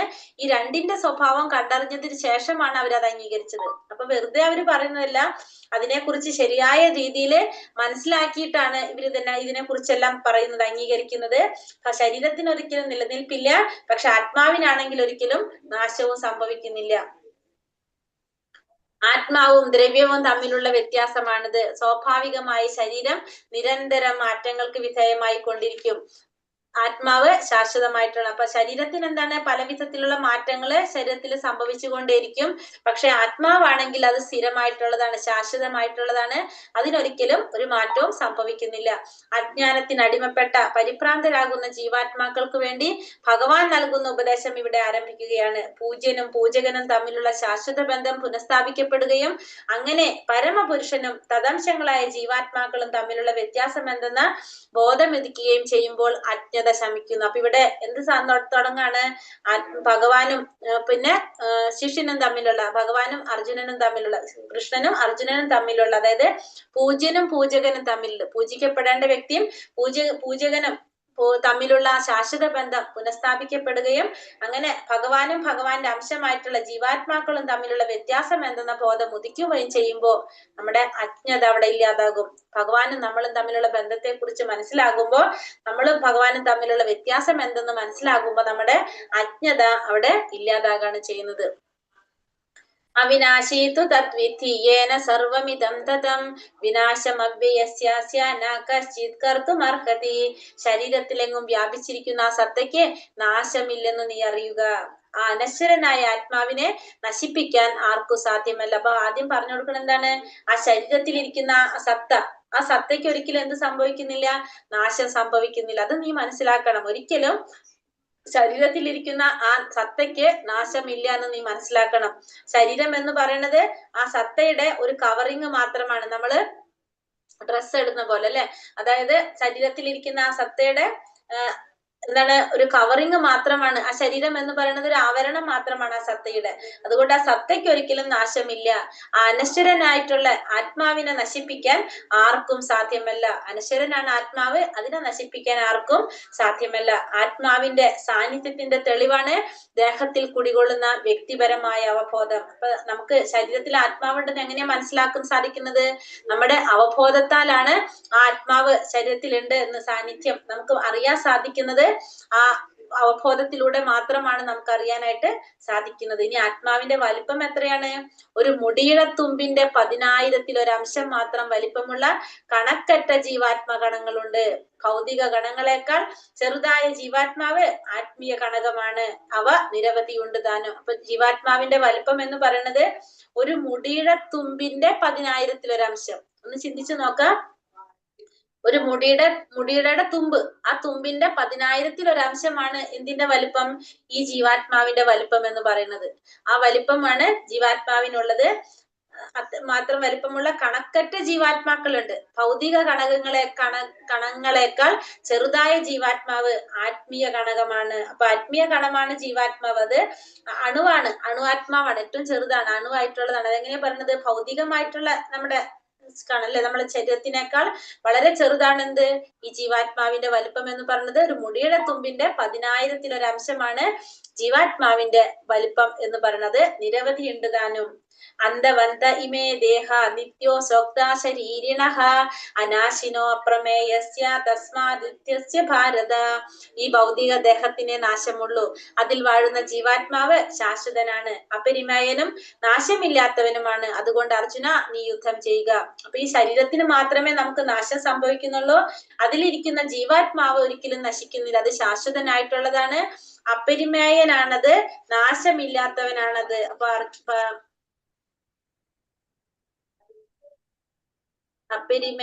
അപരിമേയന്റെ മീനിങ് ഞാൻ നോക്കിയില്ലല്ലോ, ശ്രദ്ധിച്ചില്ലത്. അറിയാവോ ആർക്കെങ്കിലും? അപരിമേയനാണ്, നാശമില്ലാത്തവനാണ്. അതുകൊണ്ട് അർജുന നീ യുദ്ധം ചെയ്യുക. അപ്പൊ ശരീരത്തിലിരിക്കുന്ന ജീവാത്മാവ് ശാശ്വതനാണ്, അപരിമേയനാണ്, നാശമില്ലാത്തവനാണ്. അതുകൊണ്ട് എന്ത് ചെയ്യാൻ പറയുന്ന അർജുനോട്? നീ യുദ്ധം ചെയ്യുക എന്ന് ഭഗവാൻ പറയാണ്. സൂര്യപ്രകാശം പ്രപഞ്ചത്തെ നിലനിർത്തുന്നത് പോലെ ആത്മാവിന്റെ തേജസ് ഭൗതിക ദേഹത്തെ പുലർത്തി പോരുന്നു. അപ്പൊ ഭൗതിക ദേഹത്തെ പുലർത്തിക്കൊണ്ട് പോരുന്ന എന്താണ്? ആത്മാവിന്റെ അവബോധ, ആ തേജസ് ആണ് ശരീരത്തെ നിലനിർത്തിക്കൊണ്ട് പോകുന്നത്, പുലർത്തിക്കൊണ്ട് പോകുന്നത് എന്താണ്? ആ തേജസ് ആണെന്ന് നമുക്ക് പറയാം. ഏനം വേത്തി ഹന്താരം യശ്ചൈനം മന്യദേഹതം ഉഭൗതൗ വിജാനീതോ നായം ഹന്തീന ഹന്യതേ. ജീവാത്മാവ് കൊല്ലപ്പെട്ടുവെന്നോ ആരെങ്കിലും കൊല്ലുന്നുവെന്നോ കരുതുന്നവൻ ജ്ഞാനിയല്ല. ആത്മാവ് കൊല്ലുകയോ മരിക്കുകയോ ഇല്ല. അപ്പൊ ജീവാത്മാവ് കൊല്ലപ്പെട്ടു എന്ന് കരുതുന്നത്, അല്ലെങ്കിൽ ആരെങ്കിലും കൊല്ലുന്നുവെന്ന് കരുതുന്നവർക്ക് ആരല്ല? ജ്ഞാനിയല്ല. കാരണം ആത്മാവിനൊരിക്കലും കൊല്ലാനും സാധിക്കില്ല, മരിക്കാനും സാധിക്കില്ല. അപ്പൊ ജീവാത്മാവിനെ കൊന്നു, അല്ലെങ്കിൽ ജീവാത്മാവിന് ആരെങ്കിലും കൊന്നു എന്ന് വിചാരിക്കുന്നത് ജ്ഞാനിയല്ല. കാരണം അങ്ങനെയുള്ളവരെ ശരിയായ അറിവ് നേടാത്തവരാണ്. ജീവാത്മാവിന് ഒരിക്കലും കൊല്ലാനോ മരിക്കാനോ സാധിക്കില്ല. ജീവൻ കൊല്ലപ്പെടുന്നില്ല എന്ന ധാരണ ജന്തുഹിംസയെ പ്രോത്സാഹിപ്പിക്കുന്നില്ല. ആധികാരികമല്ലാത്ത നിലയിൽ ഏത് ജീവിയെ ഹിംസിക്കുന്നതും നികൃഷ്ടമാണ്. ഭഗവത് നീതി അനുസരിച്ചും രാഷ്ട്രീയ നീതി അനുസരിച്ചും ശിക്ഷാർഹമാണത്. എന്നാൽ അർജുനനാകട്ടെ മതാനുശാസനം അനുസരിച്ചാണ് ഹിംസയിൽ വ്യാപിച്ചിരിക്കുന്നത്, തന്നിഷ്ടപ്രകാരമല്ല. അപ്പൊ ഒരിക്കലും നമ്മൾ എന്ത് ചെയ്യാൻ പാടില്ല? ജീവാത്മാക്കളെ ഹിംസിക്കാനായിട്ട് പാടുള്ളതല്ല, അതൊരിക്കലും ആധികാരികമായിട്ട് ചെയ്യാനായിട്ട് പാടുള്ളതല്ല. അത് നികൃഷ്ടമായിട്ടുള്ള ഒരു പ്രവൃത്തിയാണ് ജീവിയെ ഹിംസിക്കുക എന്നുള്ളത്. പക്ഷെ അർജുനൻ ഇവിടെ എന്താണ്? ഭഗവാന്റെ ഇച്ഛയ്ക്ക് അനുസരിച്ചാണ് പ്രവർത്തിക്കുന്നത്. അപ്പൊ അതുകൊണ്ട് തന്നെ അർജുനൻ അവിടെ എന്തല്ല ചെയ്യുന്നത്? തന്നിഷ്ടപ്രകാരം അല്ല ചെയ്യുന്നത്, മതാനുശാസനം അനുസരിച്ച്, ധർമ്മത്തിനനുസരിച്ചാണ് അർജുനൻ പ്രവർത്തിക്കുന്നത്. അതുകൊണ്ട് അവിടെ അത് ഹിംസയല്ല. ഭഗവാന്റെ നീതി അനുസരിച്ചും രാഷ്ട്രീയ നീതി അനുസരിച്ചും അല്ലെങ്കിൽ ജീവാത്മാക്കളെ കൊല്ലുന്നത് എന്താണ്? ഹിംസ. അത് ഒരിക്കലും ചെയ്യാൻ പാടുള്ളതല്ല, അത് ശിക്ഷാർഹമാണ്. ഒരിക്കലും നമ്മൾ എന്ത് ചെയ്യാൻ പാടില്ല? ജീവികളെ കൊല്ലാനായിട്ട് പാടില്ല.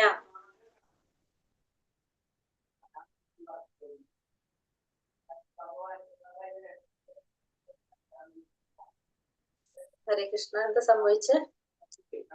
കാണുന്നുണ്ടോ നിങ്ങൾക്ക്? ഓക്കെ. न जायते म्रियते वा कदाचित् नायं भूत्वा भविता वा न भूयः अजो नित्यशाश्वतोऽयं पुराणो न हन्यते हन्यमाने शरीरे. ആത്മാവിനൊരിക്കലും ജനന മരണങ്ങളില്ല, അതുണ്ടായിട്ടില്ല, ഉണ്ടാകുന്നില്ല, ഭാവിയിൽ ഉണ്ടാവുകയുമില്ല. അജനും നിത്യനും ശാശ്വതനും പ്രാചീനനുമാണത്. ശരീരം നശിക്കുമ്പോൾ അതിന് മരണമില്ല. അപ്പൊ ആത്മാവിനൊരിക്കലും എന്തില്ല? ജനന മരണങ്ങളില്ല. അത് ഇതുവരെ ഉണ്ടായിട്ടില്ല, ഉണ്ടാകുന്നില്ല, ഭാവിയിൽ ഉണ്ടാകാനും പോകുന്നില്ല. അത് അജനാണ്, നിത്യനാണ്, ശാശ്വതനാണ്, പ്രാചീനനാണ്. ഒരിക്കലും അതിന് നാശം സംഭവിക്കുന്നില്ല. അത് ഒരിക്കലും പിന്നെന്താണ്? ജനനമില്ലാത്തവനാണ്, അജനാണ്, ജനനമില്ലാത്തവനാണ്, നിത്യമായിട്ടുള്ളതാണ്, ശാശ്വതനായിട്ടുള്ളതാണ്, പ്രാചീനനാണ്, പുരാതന കാലം മുതലേ ഉള്ളതാണ്. ആത്മാവ് ഒരിക്കലും നാശം സംഭവിക്കുന്നില്ല. ശരീരം നശിക്കും, പക്ഷെ ആത്മാവിനൊരിക്കലും നാശം സംഭവിക്കുന്നില്ല. കിഴവൻ എന്ന് കരുതപ്പെടുന്ന ഒരാൾക്ക് തനിക്ക് ബാല്യത്തിലും യൗവനത്തിലും ഉണ്ടായിരുന്ന അതേ ആവേശം ഇന്നും ഉണ്ടെന്ന് തോന്നുന്നു. ശരീരത്തിൽ ഉണ്ടാകുന്ന മാറ്റങ്ങൾ ആത്മാവിനെ ബാധിക്കുന്നില്ല. പരമാത്മാവും അണുമാത്രമായ ജീവാത്മാവും ശരീരമാകുന്ന ഒരേ വൃക്ഷത്തിൽ ജീവസത്തയുടെ ഹൃദയാന്തർഭാഗത്ത് കുടികൊള്ളുന്നു. അപ്പൊ ജീവാത്മാക്കിന് നമുക്ക് എന്ത് സംഭവിക്കുന്നില്ല? ഒരിക്കലും നാശം സംഭവിക്കുന്നില്ല. ആത്മാവിന്, ശരീരത്തിന് മാത്രമേ മാറ്റങ്ങൾ സംഭവിക്കുന്നുള്ളൂ. ആത്മാവിന് എപ്പോഴും എങ്ങനെയാണ്? ഒരുപോലെ തന്നെയാണ്. അതുകൊണ്ടാണ് ഇപ്പൊ നമ്മള് ശരീരത്തിനാണ് നമുക്ക് എന്ത് ബാധിക്കുന്നത്? ജരാനരകൾ ബാധിക്കുന്നത്. ആത്മാവിനൊന്നും ബാധിക്കുന്നില്ല. അതുകൊണ്ടാണ് നമുക്ക് ബാല്യത്തിൽ തോന്നുന്ന അതേ എന്താ പറയാ ഉന്മേഷം യൗവനത്തിലും അതേ ആവേശം തന്നെ നമുക്ക് വാർദ്ധക്യത്തിലും തോന്നുന്നത്. അതെന്താണ്? ശരീരത്തിന്റെ മാറ്റങ്ങള് ആത്മാവിനെ ബാധിക്കുന്നില്ല. അതുകൊണ്ടാണ് കിഴവനെന്ന് കരുതപ്പെടുന്ന ഒരു വ്യക്തിക്ക് ബാല്യത്തിലും യൗവനത്തിലും ഉണ്ടായിരുന്ന അതേ ആവേശം ഉണ്ടെന്ന് തോന്നുന്നത് എന്തുകൊണ്ടാണ്? ശരീരത്തിന്റെ മാറ്റങ്ങൾ എന്തിനെ ബാധിക്കുന്നില്ല? ആത്മാവിനെ ബാധിക്കുന്നില്ല. ശരീരത്തിനാണ് ഈ ജരാനരകൾ ബാധിക്കുന്നത്, ആത്മാവിന് ഇതൊന്നും ബാധിക്കുന്നില്ല. അപ്പൊ പരമാത്മാവും ജീവാത്മാവും എവിടെയാണ്? ഒരു ശരീരത്തിലെ ശരീരമാകുന്ന ഒരു വൃക്ഷത്തിലെ ഹൃദയത്തിന്റെ അന്തർഭാഗത്ത് കുടികൊള്ളുന്ന ഇതാണെന്ത്? ആത്മാവും പരമാത്മാവും എന്ന് പറയാം ഇവിടെ.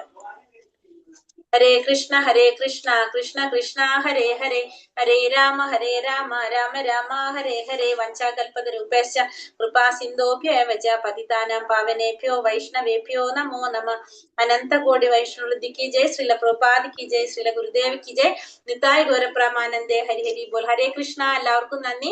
എല്ലാവരും സുഖമായിട്ടിരിക്കുക, സന്തോഷമായിട്ടിരിക്കുക. നല്ലൊരു ദിവസമായിരിക്കട്ടെ എല്ലാവർക്കും. ഹരേ കൃഷ്ണ. ക്വസ്റ്റ്യൻ ആൻസർ നോക്കാം നമുക്ക്.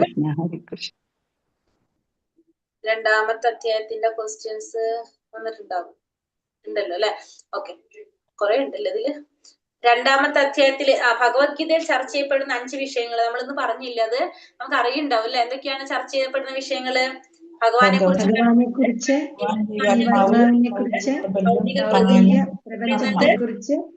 പിന്നെ കർമ്മത്തെ കുറിച്ച്. ഈ 5 കാര്യങ്ങളാണ് ഭഗവത്ഗീതയിൽ ചർച്ച ചെയ്യപ്പെടുന്നത്. പഠിച്ചിരിക്കണം നമ്മള്.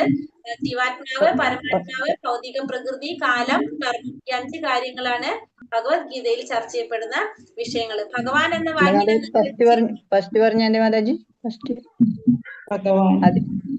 പരമാത്മാവ് അല്ലെങ്കിൽ ഭഗവാൻ, ഭഗവാൻ എന്ന വാക്കിനെ നിർവചിച്ചിരിക്കുന്നത് ആരാണ്? എങ്ങനെയാണ്? പരാശര മഹർഷി. എങ്ങനെയാണ് പറഞ്ഞിരിക്കുന്നത്?